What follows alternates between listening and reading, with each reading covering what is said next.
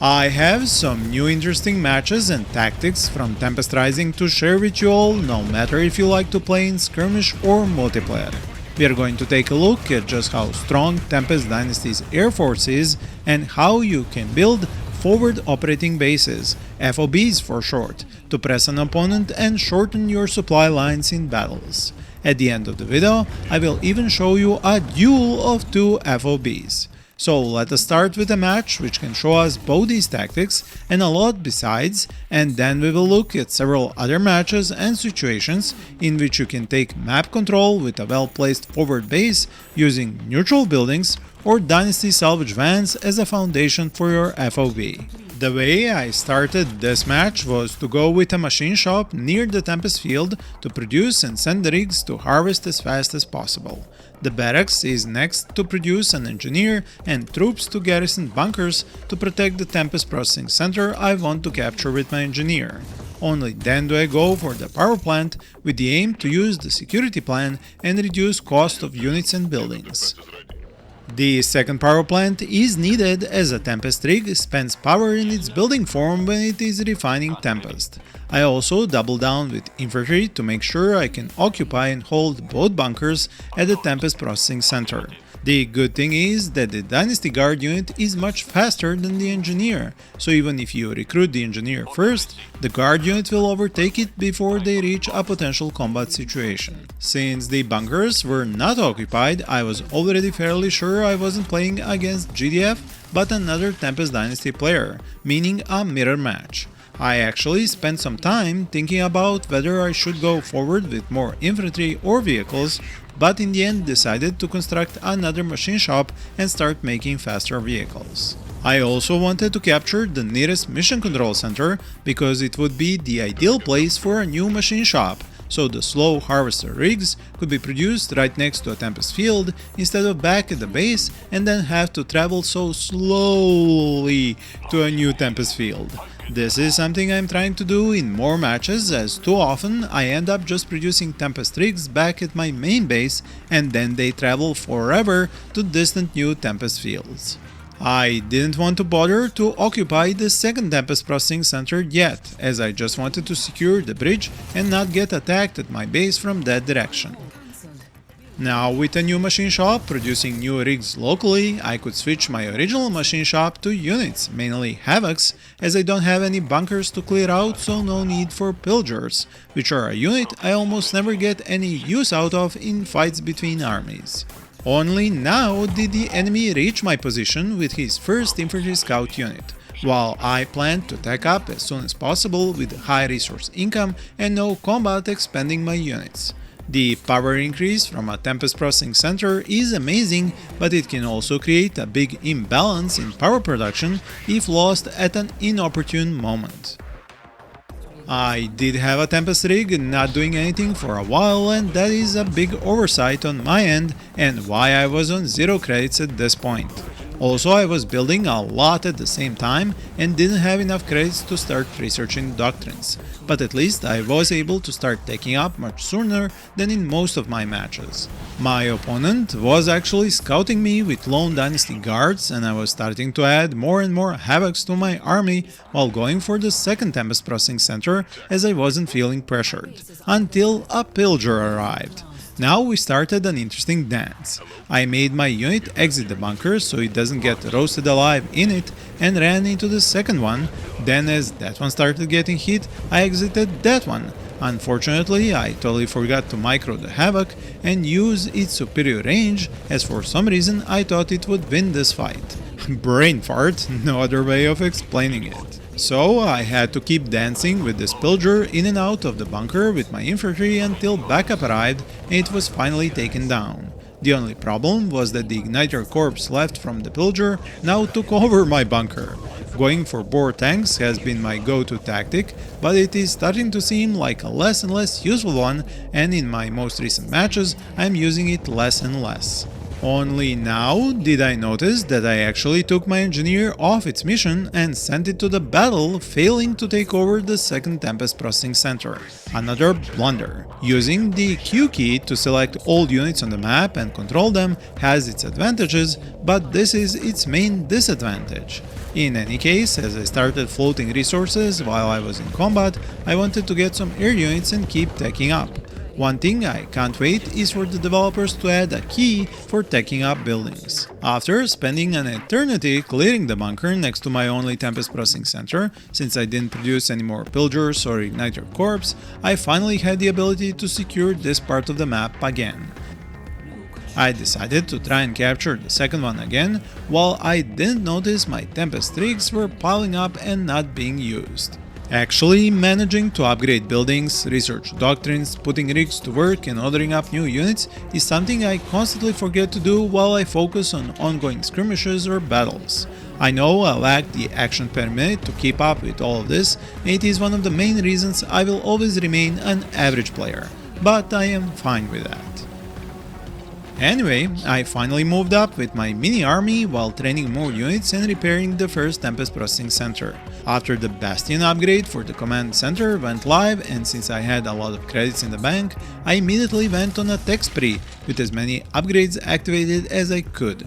Getting a second MCV at 7 minutes is actually late because of how beneficial these Tempest Dynasty plans are. Some players even unpack 2 additional MCVs at their home base just to get all 3 and the last doctrine on the first 3 to gain the passive income. I will show you that tactic in my next video.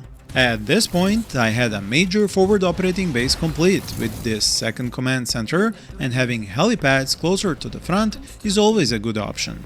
Because of my 9 Tempest rigs, I was harvesting a lot of resources which I wasn't spending on units, and it is something that is often noticeable in post-battle graphs as players float a lot of resources mid-battle because their harvesting is much larger compared to the number of buildings they have for recruiting units. Then, closer to the end of the battle, it is always 0 credits on the account because the Tempest has been exhausted on many fields, while there are now a lot of production buildings to produce units out of. This is one of the reasons I go heavily on base building at about 8 minutes, helped by the second construction queue from the new command center. Since I knew I was low on units and high on credits, it was an easy option to use the Call the Guard support power on the buildings at my main base to call in a bunch of infantry. I didn't get many advanced units because I hadn't finished upgrading all the buildings yet, but some assault gunners did show up. Now where not scouting your enemy comes to bite you in the ass is what happened here to me, with my opponent having a lot of matchsticks which I didn't have anything to fight with in my mini army besides 2 Havocs which got overwhelmed quite quickly. This is what prompts me to go heavily into Dragonflies on new helipads and air factories. Now this turns into an interesting fight as my opponent deploys 2 salvage vans and has a good mix of units, but his matchsticks were mostly all reloading back at base, while I had my assault gunners and an artillery unit, and so what looked like a less numerous army ended up winning this fight. I did lose several Dragonflies due to bad micro, which was totally unnecessary at this point. And just as I said it would happen, before even 10 minutes are out, I am chronically at 0 credits, all with being streamed into recruitment of new units across a dozen buildings. Now I was taking a considerable risk with this third MCV and sending it to the top left Tempest field, because I wanted to make a new outpost there and not let my opponent extract resources there. This area was lightly defended by just 1 bunker, so I made sure to clear it before my MCV arrived, while I needed to also find some Tempest rigs to send over there.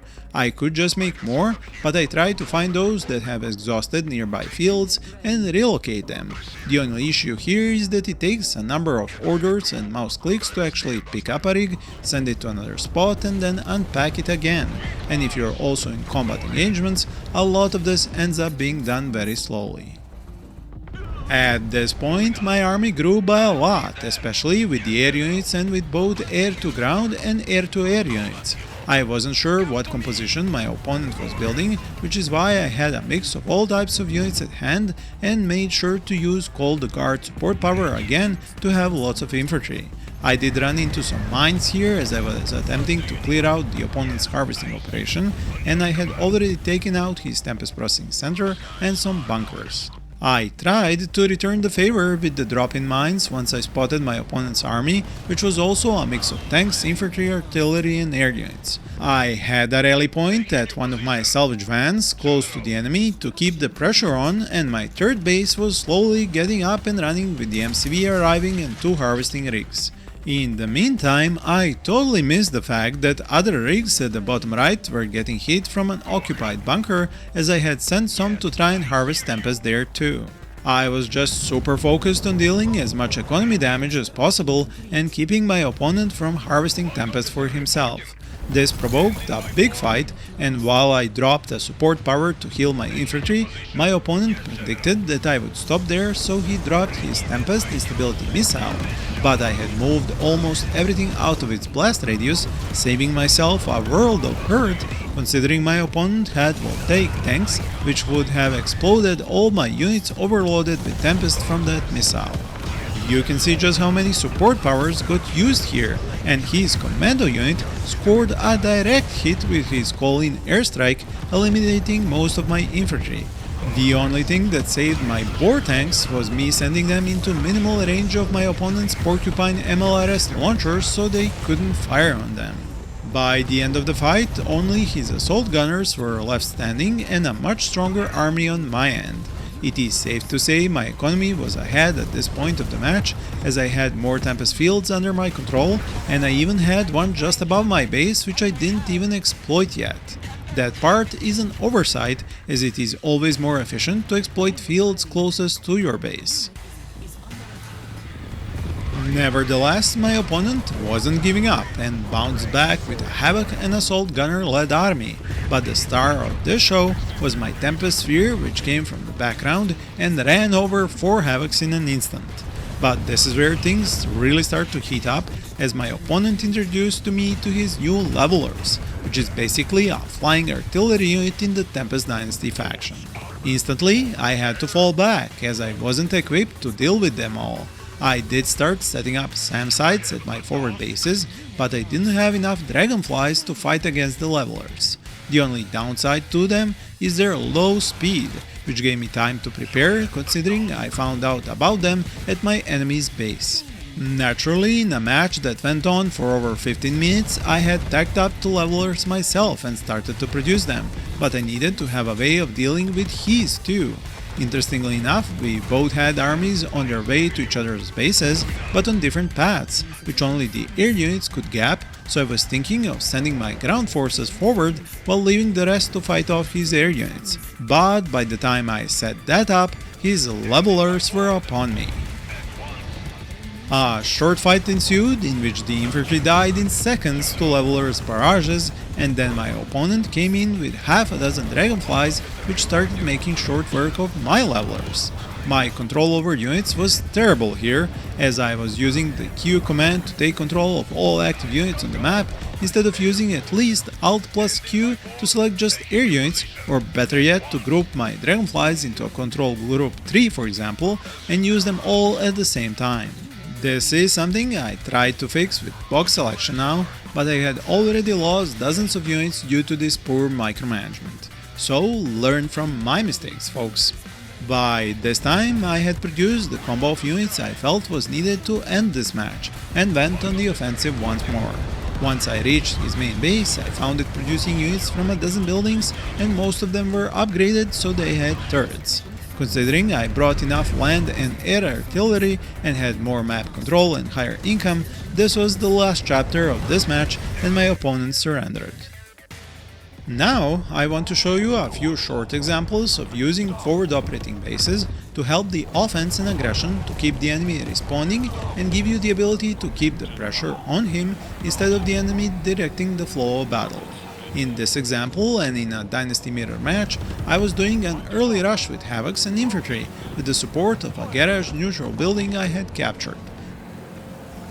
Since this building was the closest one to the enemy's base, it allowed me to have a forward base to repair after each small skirmish, and to keep attacking my opponent every minute, testing his defenses and keeping his units occupied and bottled up in his main base. The Tempest Dynasty's Field Infirmary is another structure that acts as a forward operating base because it heals your units and can soak up some damage as well.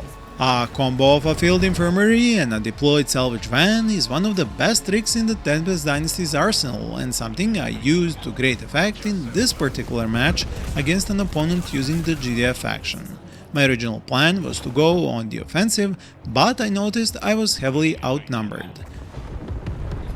So I wanted a choke point as a place for an engagement, deployed my salvage van, and then proceeded to keep backing off from a full fight and prolonged it so I could expand on this forward base and bring reinforcements. The salvage van's building armor when it is deployed is resistant to both weapon attack types of the Sentinel and Hunter tank, making it ideal to soak up damage. Once I had a new turret ready as well as a machine shop and placed them at this location, it started looking like a much more effective FOB. The addition of a field infirmary not only meant I could heal my infantry, but it was also another barrier to prevent hunter tanks just running over my infantry. A few minutes later, with more buildings added to this position as well as new salvage vans and field infirmary, and I was almost doing a base building attack towards my opponent's base. And so I kept the best for last, as now we watch a duel of two forward operating bases in a 2v2 match. Me and my opponent are both using the Dynasty faction, but against my heavy infantry opener, the opponent came with pillagers and boar tanks, even packing a salvage van in that small army. So I unpacked my own van and even placed down a power plant, as my aim was to use it to boost the firing speed of future turrets using its distribution mode. I was outgunned in this fight, but I didn't want to back off at all. I sent in all my infantry units I could find and added a turret, but didn't quite pull off the tactic I was planning on in my hurry. My micro was all over the battle and a mess, especially with the salvage van deployment.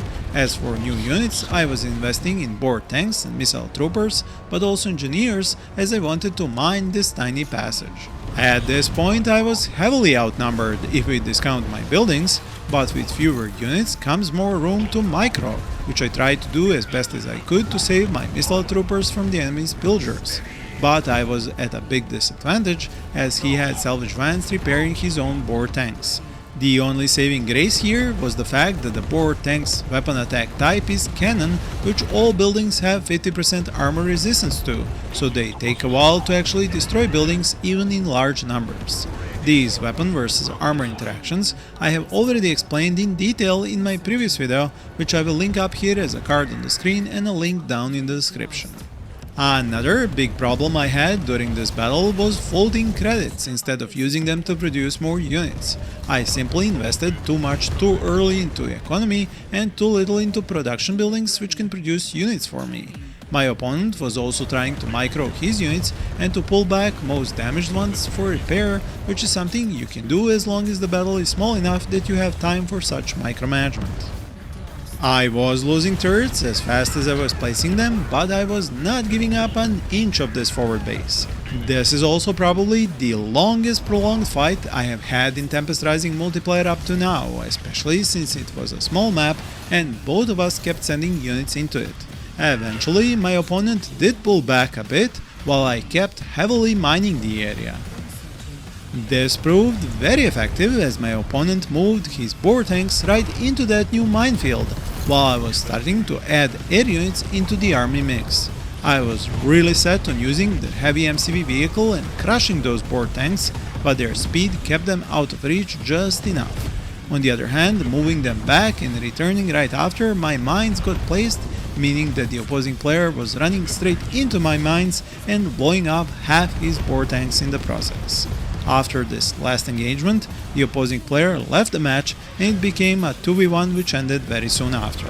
So I hope you enjoyed this showcase of forward operating bases and Dynasty's air units, and I hope you learned a lot from it. Thank you for watching and happy gaming!